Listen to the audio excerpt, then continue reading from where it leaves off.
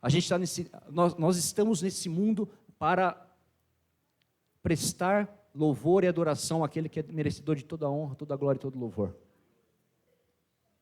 Nós não estamos aqui porque nós vamos enriquecer, nós não estamos aqui porque nós queremos ser famosos. Eu queria que você fizesse uma reflexão aí agora, onde você está. Quem é você? Eu queria que você pensasse, quem é você para você mesmo e quem é você para os outros? Quem é o Davi para o Davi? E quem é o Davi para as pessoas em volta do Davi? Quem é o Júlio para o Júlio? E quem é o Júlio para as pessoas que estão ao redor do Júlio? Quero que vocês pensem nisso, já abrindo as Bíblias, já iniciando a nossa mensagem nessa noite. Em Mateus, capítulo 16, versículo 15.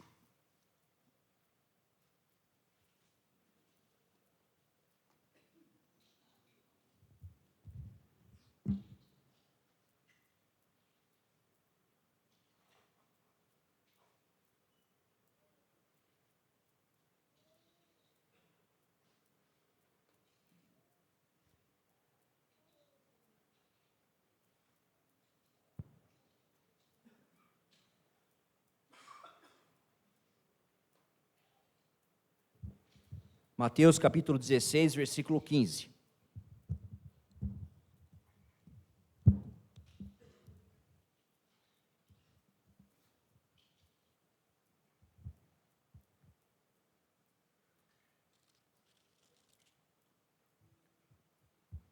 Vamos colocar em pé, para estarmos lendo, em reverência à palavra de Deus. Em seguida estaremos orando e iniciando essa palavra, amém? Vou começar no versículo 13, diz assim: indo Jesus para os lados de Cesareia de Filipe, perguntou aos seus discípulos: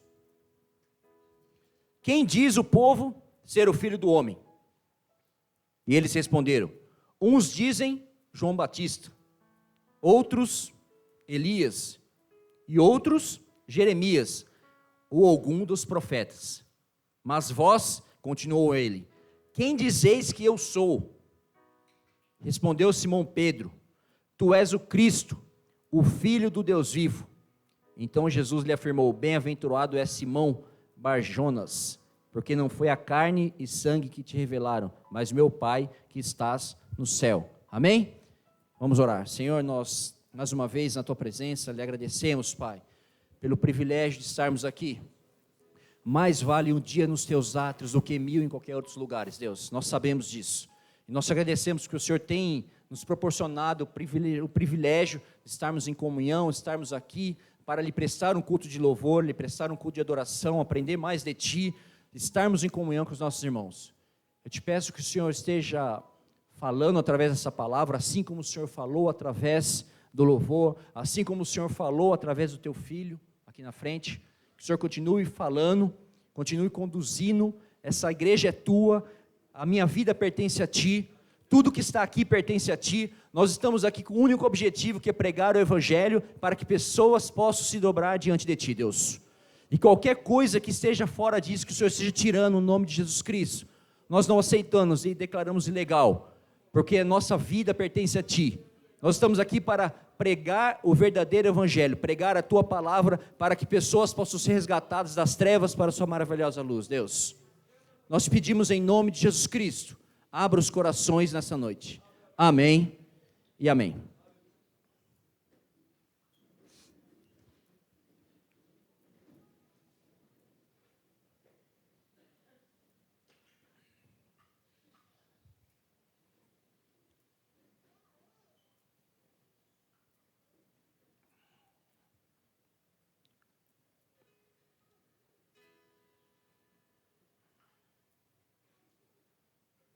Jesus, aqui com os seus discípulos, pergunta: e aí, quem que vocês falam? O que o povo fala que eu sou? E um fala: tem uns que falam que o Senhor é João Batista, e tem uns que falam que o Senhor é o Jeremias, Tem uns que falam que é o profeta Isaías. Mas e vocês? O que vocês acham? Tu és o Cristo, o Filho do Deus vivo. Eu quero que vocês façam a reflexão que eu pedi. No final da mensagem, a gente vai usar essa reflexão de vocês, amém? Vamos abrir as nossas Bíblias em um outro texto. Mateus 8, capítulo 8, versículo 5. Só voltar um pouquinho aí.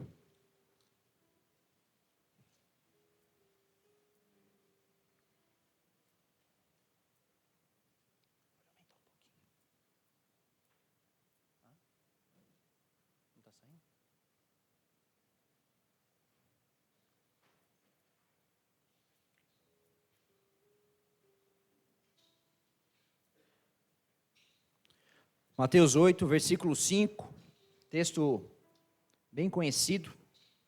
E eu queria falar um pouquinho sobre esse texto com os irmãos nessa noite.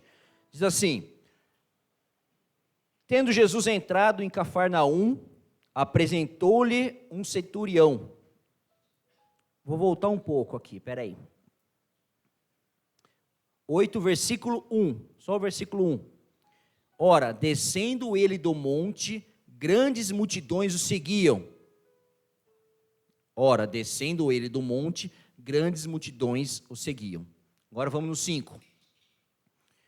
Tendo Jesus entrado em Cafarnaum, apresentou-se-lhe um centurião, implorando: Senhor, o meu criado jaz em casa, de cama, paralítico, sofrendo horrivelmente.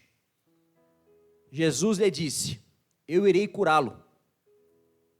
Mas o centurião respondeu: Senhor, não sou digno de que entres em minha casa, mas apenas manda com uma palavra e o meu rapaz será curado. Pois também eu sou homem, sujeito à autoridade, tenho soldados às minhas ordens, e digo a esse: vai, e ele vai, e ao outro: vem, e ele vem, e ao meu servo: faze isto, e ele o faz. Ouvindo isto, admirou-se Jesus e disse aos que o seguiam: em verdade vos afirmo que nem mesmo em Israel achei fé como esta. Digo-vos que muitos virão do Oriente e do Ocidente e tomarão lugares à mesa com Abraão, Isaque e Jacó no reino dos céus, ao passo que os filhos do reino serão lançados para fora nas trevas. Ali haverá choro e ranger de dentes. Então disse Jesus ao centurião: vai e seja feito conforme a tua fé. E naquela mesma hora o servo foi curado. Amém? Amém. Eu queria falar um pouco sobre o centurião. Eu fui estudar um pouquinho sobre centurião. O Guido está aí? Não, tá. Em algumas traduções, eu estou estudando um pouco sobre o centurião, é uma patente, né, do exército romano. Em algumas traduções é dito que é uma patente acima do capitão. Acima do capitão é o coronel, certo, Guido? Ou não? É isso, né? Então, mais ou menos isso. É uma patente mais ou menos parecida com a do coronel hoje, tá? Trazendo aqui para o nosso mundo, polícia militar, tem as patentes, o Guido, capitão, né, Guido? O Guido, não, mas já estamos profetizando que você vai ser o próximo capitão aqui, amém? É o Chechecô, eu chamo ele de Guido, mas é um tenente da polícia militar aqui, amém? Então esse centurião, ele tinha naquele momento uma patente parecida com a de um coronel. Nesse caso aqui, ele tinha aproximadamente 100 pessoas debaixo dele. Uma elite extremamente treinada, os melhores que estavam à sua disposição naquele momento. Por quê? Porque Roma, nesse período, em outros períodos também, mas nesse período em específico, eles foram tomando todos os lugares. Eles iam, conquistavam os lugares, conquistavam as terras, ia lá, colocavam um pretor, ou alguém para dirigir, para cuidar daquilo lá, colocavam soldados romanos, e quem mandava lá era eles. Então o centurião, o que ele fazia? Ele tinha essa elite de soldados que o acompanhavam, e ele era responsável pelo quê? arrecadar os impostos. Então, dá para a gente imaginar, né, um centurião altamente treinado, com 100 soldados de elite altamente treinados, para pegar o dinheiro dos judeus nesse momento, que eram os coitados, né? Então, a gente já falou sobre isso lá atrás, sobre os publicanos, enfim. O imposto é extremamente pesado, tinha imposto de tudo que vocês imaginarem, mas basicamente eles pagavam 50% de imposto de tudo que eles ganhavam. Era muito pesado. E esse centurião, que é basicamente um coronel, ô Guido, quantas pessoas tem hoje debaixo de um coronel na polícia militar? Dá para ter uma ideia? 100 mil homens. Hoje, na Polícia Militar do Estado de São Paulo, um coronel é responsável por 100 mil homens. 100 mil mesmo? 100 mil? 100 mil. Então a gente consegue, mas ele só cuidava de 100, ok, mas a gente está falando de 2.000 anos atrás. Então já dá para imaginar quem era essa pessoa. Além de tudo isso, ele estava ali, além de ser um coronel com uma posição de destaque, posição de liderança, de estar mandando em tudo ali, ele era do povo que havia conquistado. Então, em vários filmes, né, a gente vê relatos dos soldados romanos, quem mandavam era eles. O soldado, né, judiava das pessoas, abusava das pessoas, e fazia de tudo, e ninguém falava nada. Por quê? Porque era eles que mandavam. E esse centurião era o cara que mandava em todo mundo. Esse é o centurião que foi atrás de Jesus. Então dá para a gente entender o quebrantamento desse cara. Isso é um dos pontos. E o outro ponto é o quê? Eles não tinham fé em Cristo, em Deus, ou melhor, eles não tinham fé em Deus. Os judeus naquele momento criam em Deus, no pai Abraão, nas leis mosaicas, nas leis de Moisés, seguiam a lei, as leis, guardavam o sábado, tudo aquilo que a gente já falou um monte de vezes aqui, estavam debaixo da lei. Esse rapaz, o Deus dele era Júpiter. Nossa, Júpiter, sim. E daí se a gente trouxer, é mais conhecido como Zeus. Quem já ouviu falar no Zeus aqui? Já? Zeus, tem uns filmes, né, que tem o Zeus e tal. Na verdade é a mesma coisa, só que Zeus era o deus dos gregos e o Júpiter era o deus dos romanos. Aí tem o Saturno, tem o Plutão, é o Hades, é não sei quem, são os deuses que eles adoravam. Então ele não adorava o Deus de Israel, ele não guardava as leis de Moisés, ele não sabia quem era o Abraão, ele não sabia absolutamente nada. Mas ele naquele momento, naquela posição, ele ouviu falar. E daí se a gente vê o que está escrito aqui no capítulo 8:1, diz assim: ora, descendo ele do monte, grandes multidões o seguiam. Jesus veio e revolucionou. A gente tem falado muito sobre isso daqui. Porque ele veio para quebrar tudo aquilo que as pessoas tinham como regra.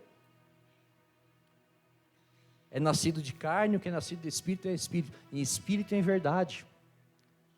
Ele não estava mais preocupado em uma pessoa ir lá no templo oferecer um sacrifício de uma pomba. Mas ele estava preocupado com pessoas igual a mulher samaritana. Em espírito em verdade, Senhor? Sim, em espírito em verdade. Aqui mesmo? Aqui mesmo. E ele começou a revolucionar isso. E esse centurião, que era um homem poderoso, que ele podia falar assim, ele cita aqui: eu tenho homens que estão debaixo da minha autoridade, eu mando que eles vão e eles vão, e eu mando que eles vêm e eles vêm, porque sou eu que mando aqui nesse negócio. Mas ele estava lá naquele momento porque ele ouviu falar, e ele começou a acompanhar. E daí, tem alguns pontos aqui que eu peguei, que eu queria tratar com os irmãos. Então, o centurião, equivalente a um coronel, liderava uma tropa de elite, tendo sob seu comando um grupo de 100 homens, altamente treinados, obedientes, dispostos a tudo. Dispostos a tudo. Então ele falava: soldado, vai lá e mata aqueles caras ali que estão fazendo bagunça. Eles iam lá e matavam. Eles faziam as leis. Ele ouviu falar sobre os milagres de Jesus. mesmo sendo superior e crendo em outros deuses. Era romano e com outras crenças. Ele tinha pessoas sob seu comando e sabia que Jesus tinha autoridade sobre as enfermidades e sobre o mundo espiritual. Está no 9. Versículo 9. Pois também eu sou homem, sujeito a autoridades. Autoridade. Tenho soldados às minhas ordens e digo a esse, vai e ele vai. E a outro, vem e ele vem. E ao meu servo, faze isto e ele o faz. Mas o que leva um homem com esse poder, que não cria no Deus, ir até Jesus? Ele entendeu que ele tinha autoridade sobre os homens, mas ele conseguiu enxergar que Jesus tinha autoridade sobre o espiritual, sobre as enfermidades, sobre tudo aquilo que estava acima de qualquer outro homem. Ele conseguiu enxergar isso. Continuando aqui. Isso aqui eu acho uma parte muito interessante, que está no versículo 7. Vou pegar no meu celular, porque na Bíblia está com uma tradução um pouco diferente. Só um minuto.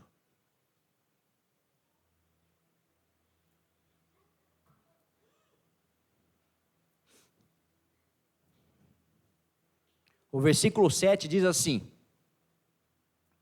no 6 primeiro. Senhor, meu criado jaz em casa de cama, paralítico, sofrendo horrivelmente. Daí diz assim, Jesus lhe disse, eu irei e lhe darei saúde. Percebam que Jesus automaticamente fala, não, vamos lá na sua casa. Mas por quê? Ele foi em alguns momentos, assim como a gente pregou na semana passada, o Jairo, que era o chefe da sinagoga ali em Cafarnaum, falou, mestre, minha filha está morrendo. Jesus falou, vamos lá socorrê-la. Vamos lá socorrê-la. E aqui a mesma coisa, mas ele nem chegou a pedir nada. Ele falou, meu servo está muito doente e tal. Jesus, não, vamos lá, vamos lá. E era importante isso também. Porque Jesus estava indo para curar o servo de um centurião. Lembrem-se, irmãos, ele veio para os doentes, não para os sãos. Para os doentes e não para os sãos. E com certeza, se ele tivesse ido, a gente teria alguma coisa parecida com o que foi com o Zaqueu. Nossa, mas o seu mestre entra na casa de um centurião romano? Nossa, mas o seu mestre almoça com os publicanos e pecadores? Mas Jesus se propôs aí, porque ele não está preocupado com quem você é. Quem você é? Alguém já pensou aí ou não? Pensou, Júlio, quem é você? Hã? Já pensaram? Jesus não está preocupado com quem, se é o centurião, se é o Zaqueu, se é a Maria Madalena ou se é a mulher do fluxo de sangue. Iremos lá, vamos lá.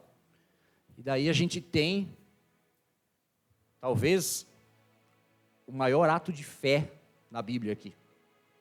E ele fala o que para Jesus? Mas o centurião respondeu ao Senhor, não sou digno de que entres em minha casa. Só um minutinho. Não sou digno que entres na minha casa, mas apenas manda com uma palavra e o meu rapaz será curado. E daí ele fala do que a gente acabou de ler, vai e volta, né? Pois também sou homem sujeito à autoridade, tenho soldados às minhas ordens, e digo a esse vai e ele vai, e a outro vem e ele vem, e ao meu servo faze isto e ele o faz. Ouvindo isso, Jesus admirou-se e disse aos que o seguiam, em verdade vos afirmo que nem mesmo Israel achei tanta fé. E daí quando ele fala isso, nem mesmo em Israel eu não achei tamanha fé. Vocês já pararam para pensar a abrangência nessa palavra, não? E daí Jesus aqui, ele não estava falando, a gente está falando de Jesus. Ele não está falando da boca para fora. Ah não, faz aí, beleza, pode fazer. Ah não, eu faço também. Tipo, ele não jogou palavras ao vento. Nesse momento ele estava falando assim, ó. Em verdade eu vos digo que esse homem tem mais fé do que vocês aqui. Porque Jesus fala para a multidão. Qual multidão? Só os discípulos dele? Não, se ele estava sendo seguido por uma multidão. Mas que seja os discípulos dele. Ó, eu não achei tamanha fé em Israel. Significa que ele teve mais fé que a mulher do fluxo de sangue.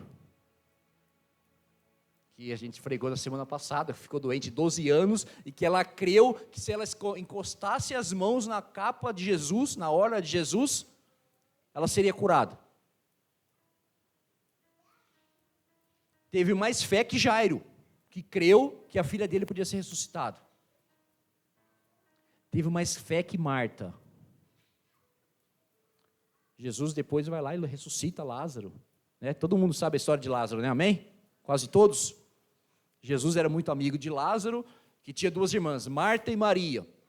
Jesus estava há 4 dias da casa de Lázaro, Marta e Maria. E mandaram um recado. Ó, o Lázaro está muito doente. O senhor tem que vir para curar ele. E Jesus esperou 4 dias. Ele esperou 4 dias porque ele queria de fato que fosse, né? A gente entende que Jesus de fato queria que morresse e que ele ressuscitasse para dar aquele, cheguei. Declarar realmente o poder dele para todo mundo, a ponto de Caifás ficar doido e querer crucificá-lo. Mas a Marta podia ter falado assim: mestre, o Lázaro está muito doente, mas eu creio que o Senhor, onde você está, pode curá-lo, amém? Mas ela não falou isso, sabe por quê? Porque o centurião, ela talvez não tenha tido a fé que o centurião teve. Então a gente está falando que um romano, um centurião, assassino de judeus, que estava ali para oprimir o povo, teve mais fé do que foi encontrado em Israel. E daí depois Jesus vem, né, só finalizando a história de Marta, volta, mestre, ele já morreu. Se o Senhor estivesse aqui, ele não teria morrido. Não, vamos lá, porque existem doenças para a vida e para a morte, essa é para a vida, para que o nome seja glorificado.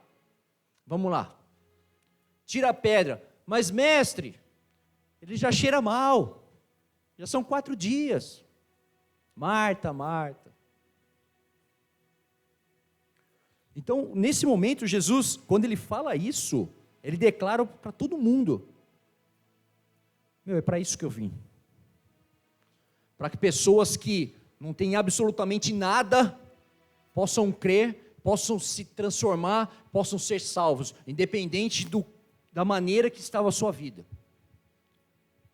É para isso que a gente prega, para que pessoas que estavam perdidas possam entrar nessa porta, ou qualquer outra porta que pregue o verdadeiro evangelho. Não estou me limitando aqui à Igreja Batista Manaim, mas que pessoas que possam entrar nessa porta da maneira que estão, e serem impactadas, salvas e transformadas pelo poder do evangelho. Amém? E foi o que aconteceu aqui com esse rapaz. E Jesus, eu fico imaginando a eloquência de Jesus ao falar isso para todo mundo ali. Ouvindo isso, no 10, admirou-se Jesus e disse aos que o seguiam: em verdade vos afirmo, que nem mesmo em Israel achei fé como esta.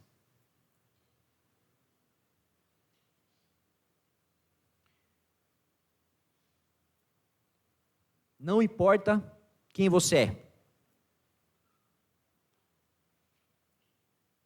Davi, quem que é o Davi? Consegue falar, Davi? Alguém consegue falar quem é você aí ou não? Porque é fácil a gente falar, mas falar da gente é muito difícil. É muito difícil. E aí, Júlio? Estou pegando esses dois aqui que é o mais fácil para mim, tá? Quem é o Júlio para os outros? Porque uma coisa é o Júlio para você mesmo, outra coisa é o Júlio para os outros. Como que o Júlio é visto? Não sabe, né? Não precisa falar, não. Não importa quem você é. Viu, Davi? Pode parar de pensar. Se você está pensando ainda, pode parar. Gustavo também, Anderson, Célio. O Anderson está ali até, né, Anderson? Está pensando ali nos adjetivos, nos milhares de adjetivos. Não, eu sou isso, eu sou aquilo. Né? Muito sofredor, o Anderson. Júlio também, Tiago. Eles têm um adjetivo em comum aí. Tem mais alguns aí, mas eu prefiro não citar nomes. Não importa quem você é. Se você é rico, se você é estudado, se você é bem visto pela sociedade, se você é uma pessoa bem-sucedida, se você é uma pessoa popular. O que importa é que você precisa crer como o centurião creu. Ninguém com tamanha fé em Israel, mais que os discípulos, mais que a mulher samaritana. Então não interessa quem você é. Quem eu sou? O que as pessoas pensam de mim? Nossa, será que minha roupa está boa hoje? Nossa, será que eu não estou muito gordo? Nossa, será que minha barba? Nossa, será que as pessoas vão gostar do que eu vou pregar? Nossa, será que eu sou uma pessoa popular na escola? Isso aí não interessa absolutamente nada. O que interessa é a intimidade que você tem com o nosso Deus. É isso que importa. Céus e terras passarão. A minha palavra não passará. Um dia todos nós estaremos diante de um trono branco, irmãos. Independente do que você faça, se você é rico, baixo, pobre, milionário, corintiano, palmeirense, são paulino, santista. Pode torcer para qualquer time. Ah, não, eu torço por o Manchester United. Né, Anderson? Eu torço para o Manchester United. Né, Anderson? Não, eu torço para o Galatasaray. Não interessa. Você pode fazer, eu sou a pessoa mais popular de Cabreúva. Não, eu sou o melhor músico que tem aqui na igreja. Não, eu sou o melhor pregador que tem na Manaim. Não, eu sou a pessoa que todo mundo gosta. Não importa absolutamente nada. Você precisa crer como centurião. Ninguém com tamanha fé em Israel, mas mais que os discípulos, mais que a mulher samaritana, e mais que a Marta, e mais que todo mundo. Se formos igual ao centurião, isso aqui para mim é o ponto focal da mensagem. Vou até tomar uma água. Olha que interessante isso. Se formos igual ao centurião, iremos nos sentar à mesa com Abraão, Isaque e Jacó. E tantos quantos outros. Tantos quantos outros. Mas eu queria me sentar com o Daniel. Pode ser com o Daniel. Pode ser com Moisés. Pode ser com José. Tem mais algum aí, Davi? Gideão. Jesus. João Batista. Jeremias. E mais tantos outros. Mas olha o que ele fala no texto. Olha que interessante. Continuando aqui. Vou voltar no 10.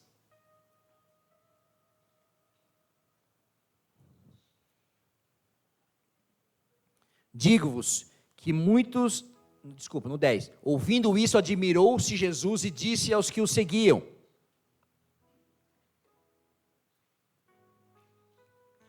em verdade vos afirmo que nem mesmo em Israel achei fé como esta. Digo-vos que muitos virão do Oriente e do Ocidente e tomarão lugares à mesa com Abraão, Isaque e Jacó no reino dos céus. Qual Oriente? A gente está onde aqui? No Oriente ou no Ocidente? Então isso é para você, irmãos. Amém? Se tivermos fé como do centurião, nos sentaremos com Abraão, com Jacó, com Isaque, com Pedro, com o apóstolo Paulo. Alguém quer sentar com o apóstolo Paulo aí, Davi? Hein, Davi? Quer escutar as histórias dele? O irmão Paulo, apóstolo, me fala aí como foi estar naquela masmorra. Davi teve o privilégio de estar lá, né, Davi? Imagina você sentando com Paulo. Paulo, explica aí como foi você escrever as cartas naqueles lugares. Explica aí como foi você ser açoitado, levantar, pegar a sua capa, balançar e voltar, ser apedrejado. Moisés, me explica aí como foi você levantar o cajado e o mar se abrir na sua frente. Temos que ter a fé do centurião. Mas olha o que ele diz aqui em seguida. 11. Digo-vos que muitos virão do Oriente e do Ocidente e tomarão lugares à mesa com Abraão, Isaque e Jacó no reino dos céus. Ao passo que os filhos do reino serão lançados para fora, nas trevas. Ali haverá choro e ranger de dentes. Não tem espaço para capa. Não tem espaço para fariseu. Não tem espaço para sepulcro caiado. Alguém sabe o que é um sepulcro caiado? Um sepulcro é onde você enterra uma pessoa. Né? Caiado, que você passa aquela tinta, né? Caiado, de cal. Bonito por fora e morte dentro. Não tem espaço para as pessoas que estão mais preocupados com a capa do que com o coração. Essas pessoas serão tiradas do reino e serão lançados no inferno. É isso que Jesus está falando aqui. Quer se sentar à mesa com Abraão, Isaque e Jacó? Seja como o centurião. Está doente? Vem. Porque a igreja é um lugar de pessoas doentes. Mas aqui você vai ter que ser tratado. Porque aqui nós temos o médico dos médicos. Amém? Temos o médico dos médicos. De vez em quando vai ter que tomar uma bezetacil, certo, Júnior? De vez em quando vai ter que tirar sangue. Vai dar uma esperneada. Ficar internado. Mas você está aqui para ser curado, para ser restaurado, para ter sua vida transformada. É para isso que nós estamos aqui. Eu repito, qualquer outra coisa diferente que você possa imaginar que seja, e agora falando especificamente da Igreja Batista Manaim, com propriedade. Se você espera alguma coisa diferente, você está na igreja errada. Nós não estamos aqui para fazer absolutamente nada que não seja pregar o Evangelho. Amém? Ao passo que os filhos do reino serão lançados para fora nas trevas, ali haverá choro e ranger de dentes.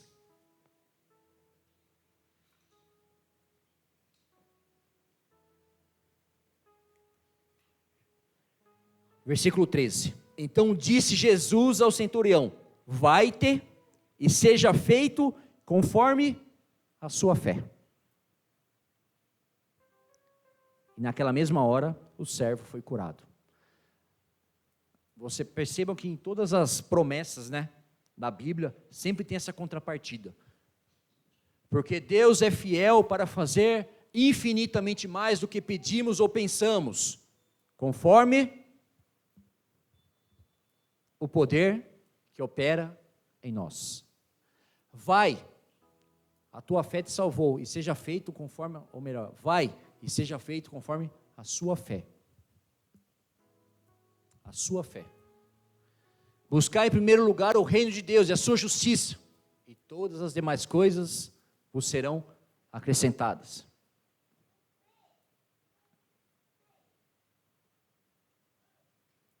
Quem eu sou? Quem eram os ladrões que estavam na cruz com Jesus?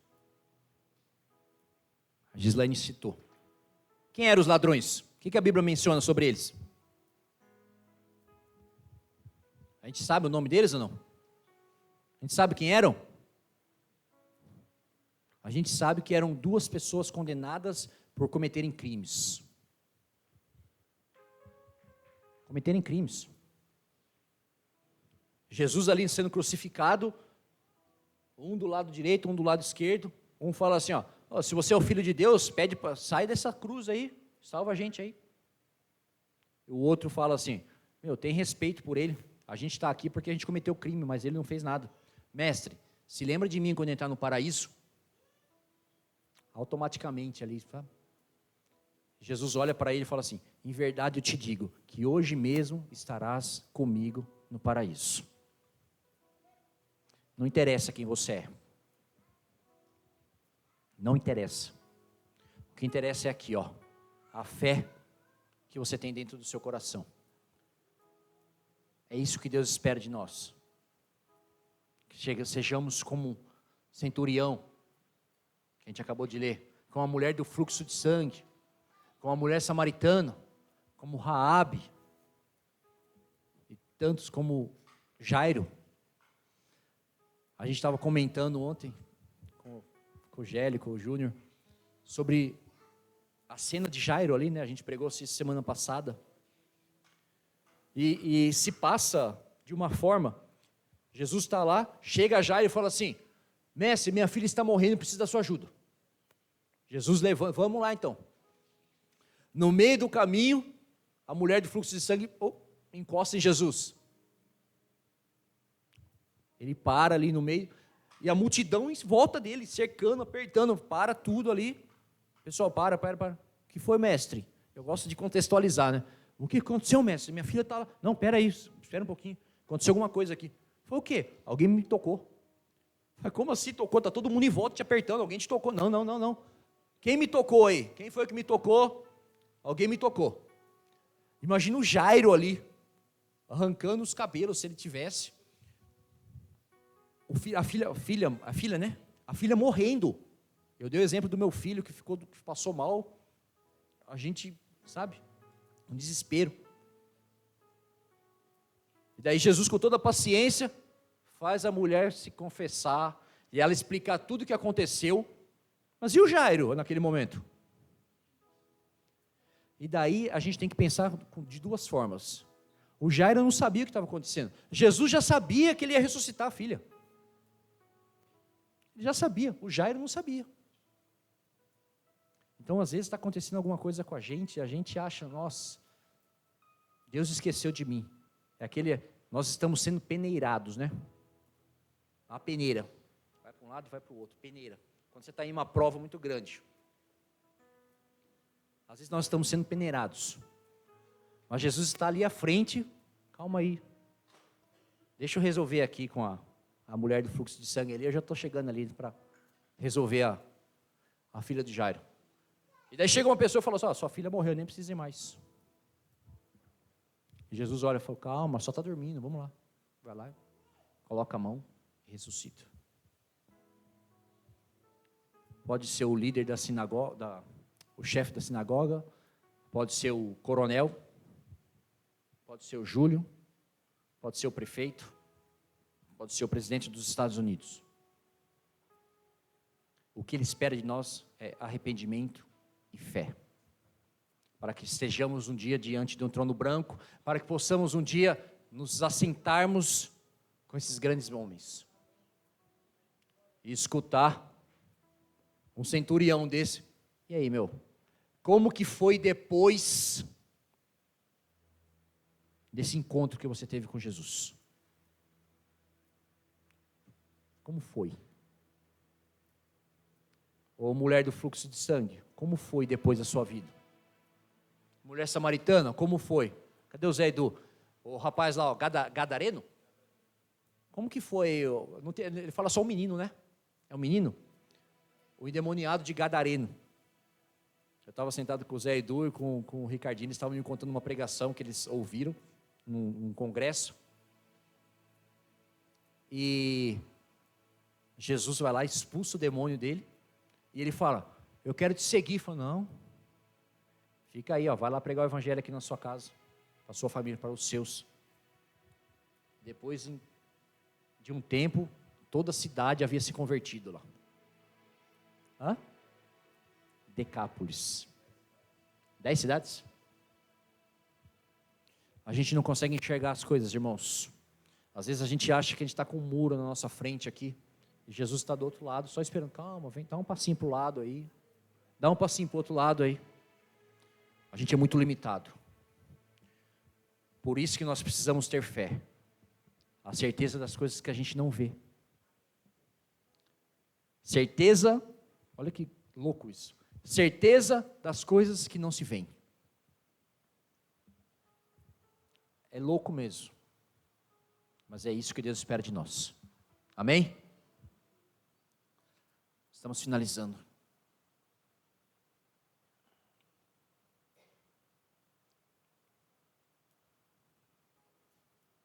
Filipenses 2, capítulo 2, versículo 9.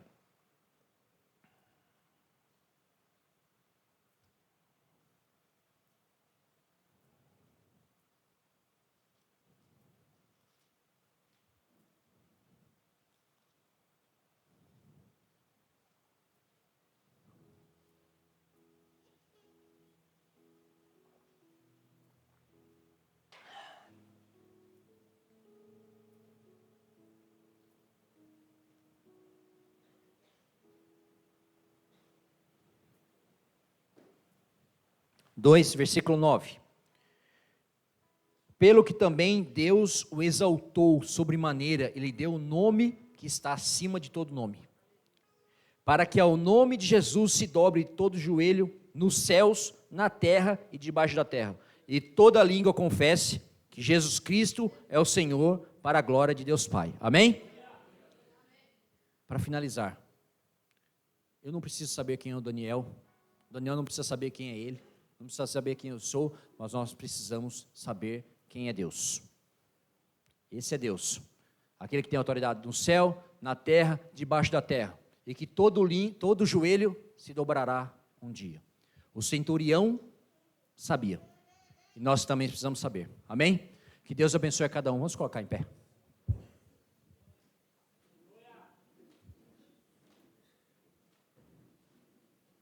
Equipe de louvor já pode estar subindo.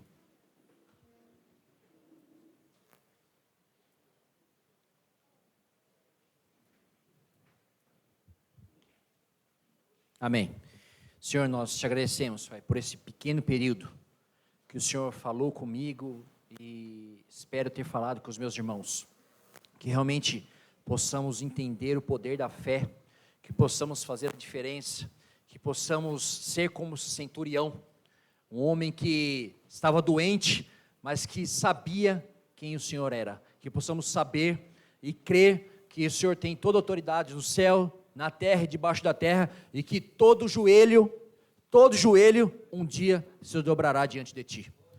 Que o Senhor esteja nos recebendo, cuidando de nós, para que possamos nos manter firmes na caminhada que nos é proposta, para que um dia todos nós estejamos juntos, sentados à mesa, com os patriarcas, com esses homens da fé, esses homens que fizeram tanto por nós, para que pudéssemos estar aqui, nessa noite. Nós agradecemos por tudo que o Senhor tem feito, e que o Senhor continue cuidando dessa igreja, e de toda a igreja que tem pregado o verdadeiro evangelho, para que pessoas possam se dobrar diante de Ti, e o reconhecer como Senhor e Salvador de suas vidas. É o que te pedimos e te agradecemos, em nome de Jesus Cristo, amém e amém. Que Deus abençoe a cada um, irmãos.